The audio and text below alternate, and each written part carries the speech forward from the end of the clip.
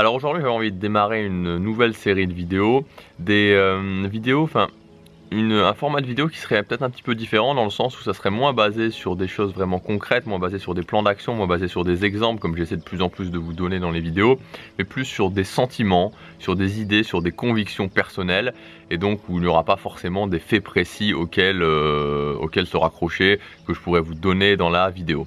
Alors j'ai pas mal cherché et ça n'a pas été forcément extrêmement fructueux, mais j'ai décidé d'appeler cette série Vous plus moi, donc pour donner cette notion vraiment un petit peu intimiste. C'est peut-être pas la meilleure idée, c'est peut-être pas l'idée du siècle comme type de titre, mais j'aime bien aussi, et je vous le dis souvent, cette notion d'un moment donné, se dire ok, se poser, et puis se dire ok, j'ai une heure où je vais décider aujourd'hui de comment je vais appeler cette nouvelle série et faire ensuite avec la meilleure idée qu'on a, et là en l'occurrence c'est la meilleure idée que j'ai eue. Alors il commence à pleuvioter, mais je vais terminer cette vidéo ici. J'espère que je vais pas me retrouver complètement mouillé avant la fin de la vidéo. Aujourd'hui je voudrais vous parler de quelque chose auquel je réfléchis beaucoup, c'est comment se différencier sur YouTube en 2016 quand on est dans la catégorie des youtubeurs messages. Alors vous savez, il y a deux types de youtubeurs. Pour moi il y a les youtubeurs vraiment divertissement, donc ça va être par exemple des chaînes de gaming, c'est-à-dire ces youtubeurs où vous vous mettez devant et vous êtes là pour passer un bon moment, pour vous divertir comme vous le feriez à la télé. Ça peut être des youtubeurs humour aussi. Et puis il y a les youtubeurs messages qui deviennent de plus en plus nombreux, qui sont vraiment la nouvelle vague de youtubeurs, où là on va plutôt vous faire réfléchir à quelque chose. Ça peut vous aider à monter votre business, ça peut vous aider à prendre de nouvelles actions dans votre vie, ça peut vous aider à apprendre des langues et à apprendre un instrument de musique, etc. Donc tout ce genre de choses où il y a vraiment une prise d'action. Donc l'idée c'est clairement, il y a en plus de l'aspect vidéo, il y a une prise d'action. Et quand on fait partie de cette catégorie, comment se différencier? Parce que se différencier pourquoi finalement? Là je parle même au-delà du fait de lancer sa chaîne YouTube, donc même quand on a dépassé ce stade-là. Vous savez, moi j'ai des ambitions, j'ai de grandes ambitions. Aujourd'hui j'ai 500, 600 abonnés.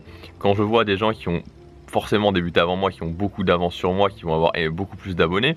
Si à un moment donné je veux m'imposer, si à un moment donné je veux aussi pouvoir me dire que je suis capable d'arriver au niveau de ces gens-là, soit il va falloir que je fasse nettement mieux qu'eux, et c'est pas toujours facile de faire nettement mieux, soit il va falloir que j'apporte quelque chose de différent, quelque chose de nouveau. Et c'est pareil pour tout le monde. Donc l'idée c'est soit vous faites vraiment mieux, vous faites quelque chose de complètement révolutionnaire ou qui laisse complètement les gens sur les fesses, et ça on peut y travailler, mais ça prend du temps, un petit peu comme je vous disais pour le contenu vraiment extraordinaire. Soit vous partez sous l'angle d'apporter de la nouveauté, de faire les choses différemment, d'apporter de la valeur en plus par cette différence. Et vous savez, avant il y avait vraiment d'un côté les infopreneurs, c'est-à-dire des gens qui avaient des blogs, qui vendaient leur expertise, qui vendaient de la valeur sur ces blogs, et puis il y avait d'un autre côté les youtubeurs. Les youtubeurs, c'est-à-dire des gens qui faisaient du divertissement sur YouTube en vidéo et qui vivaient pour la plupart, qui vivaient tout simplement par la publicité, c'est-à-dire qu'on active la publicité et on vide sa publicité YouTube.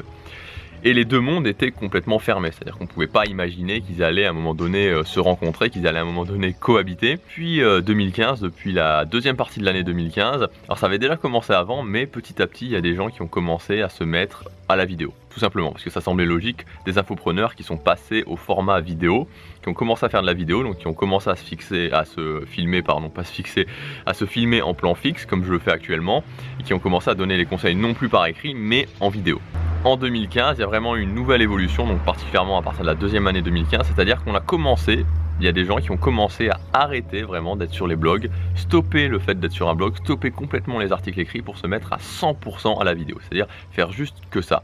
Et donc, même arrêter le fait d'être blogueur, c'est-à-dire arrêter complètement leur blog, et c'est devenu 100% des youtubeurs, donc des youtubeurs à message, c'est-à-dire une sorte d'évolution de l'infopreneur, le youtubeur message. Et c'est vraiment une nouvelle vague, je crois que c'est vraiment une nouvelle vague. Moi je me suis beaucoup posé la question sur le blogging, j'ai beaucoup réfléchi, j'ai parlé à des gens qui me disaient le blogging ça va continuer, j'ai parlé à des gens qui me disaient le blogging c'est mort. Et moi ma conviction personnelle c'est que je pense qu'aujourd'hui le blogging tout seul, c'est-à-dire juste ouvrir son blog et faire des articles de blog, à moins d'être vraiment dans une niche très ciblée, une thématique très particulière, je pense que c'est moins efficace dans tous les cas que la vidéo.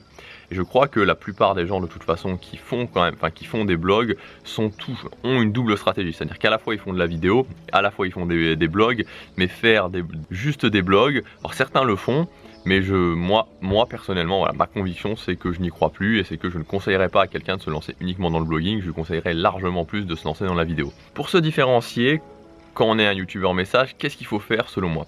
Ce qu'il faut faire, c'est premièrement amener les gens dans votre univers. Vous savez, je crois que maintenant, le côté juste donner des conseils comme ça en plan fixe sans rien partager d'autre que ces conseils, c'est un petit peu dépassé.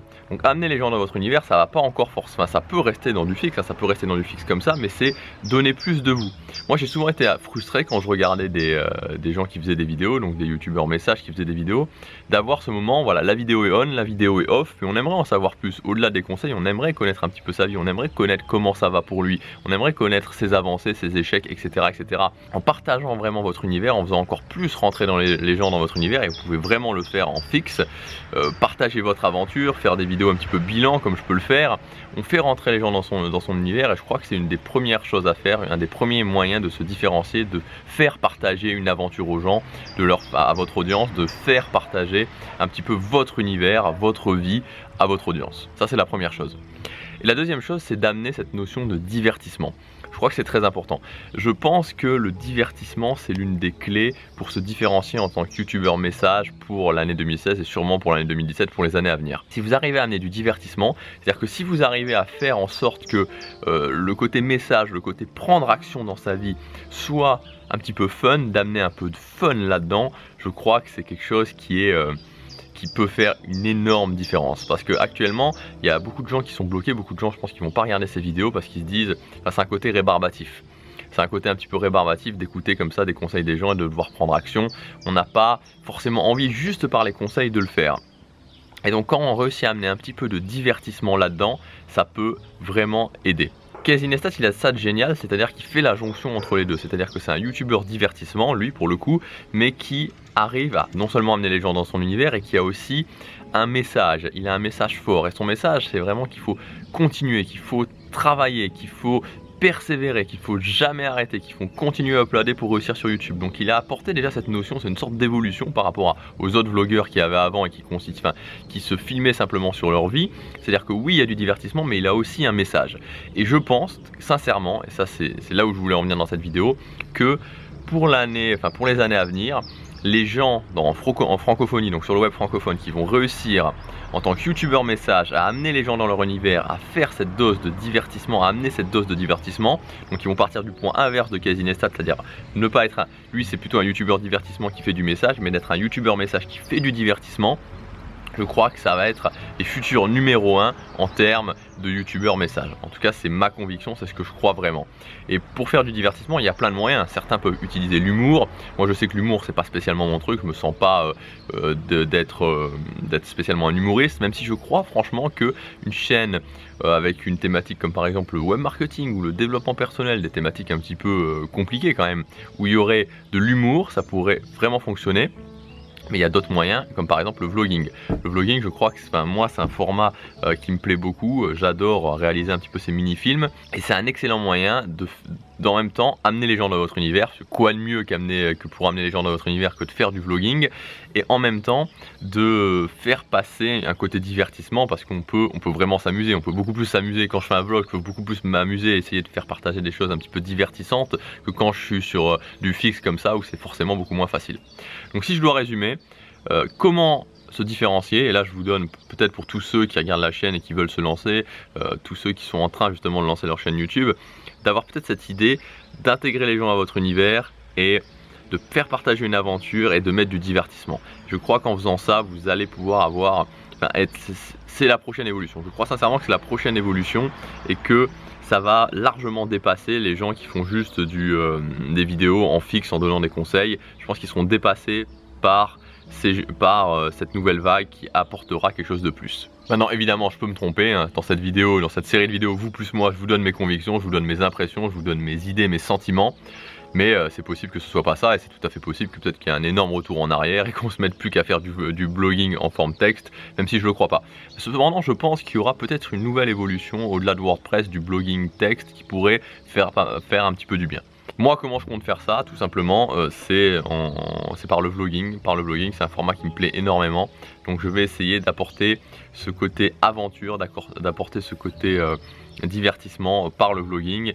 Et donc cet été, il y en aura beaucoup. Et à partir de septembre, vraiment me concentrer pour essayer de faire un jour sur 3, voire peut-être un jour sur 2, ça dépendra de vlog. Voilà, c'est ce que je compte faire. C'est ce que je compte faire. On se retrouve demain pour la prochaine vidéo. N'oubliez pas de prendre action parce que chaque jour compte.